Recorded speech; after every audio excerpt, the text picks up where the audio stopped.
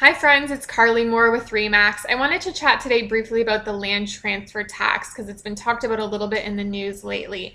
So first of all, what is the land transfer tax? It's a tax that home buyers have to pay on a purchase of their home. So at the time of closing, just before you take possession of your new home, you would be expected to pay this tax.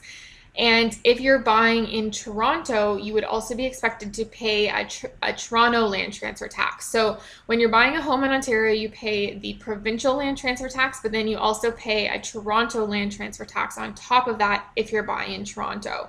So a couple examples for you, because a land transfer tax is proportionate to the size of the home that you purchase in terms of purchase price, I mean.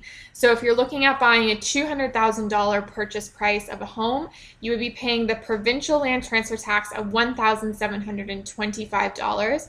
Then you would also pay the Toronto land transfer tax of the same amount. So your total land transfer tax for your $200,000 purchase would be $3,450. So that's on top of the $200,000.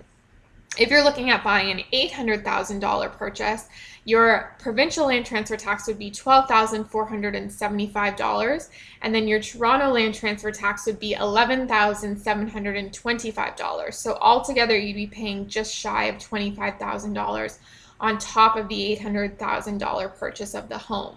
Keep in mind that for first-time home buyers, you do receive a rebate on your land transfer tax. So for the provincial land transfer tax, the maximum rebate is $2,000. And for the Toronto land transfer tax, it's a maximum of $3,725.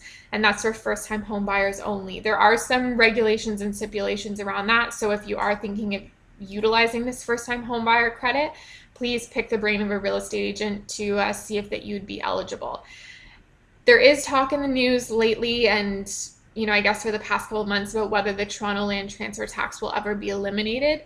I believe Rob Ford is doing his best to try to eliminate it over the span of the next couple of years.